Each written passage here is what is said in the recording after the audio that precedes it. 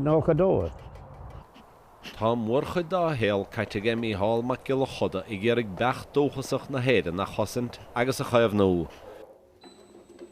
Tá gnó mheala os na bechasa ag a héin agus a heilech fé bhain leasan na ngailte I dobardáran.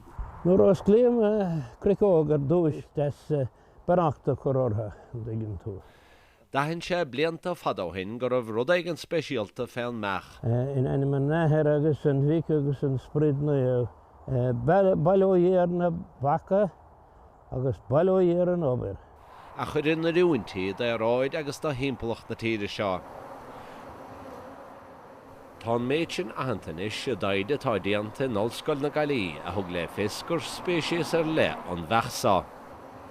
I de friúil ó an bhechaile, I mar bhalcaire gruige chuir chosa gara, agus pórathe go nádúra a nuas tíos na ciata blian, ina riúint de ráid fuair flucht na tíide seo. Tá siad an sucr ar fád. Mar tá si an táláin grúigirthe agus tá na cosa níos garide agus tá na scíháin níos láidre agus níos lehan I gcóir an gae atá a gin in éireann.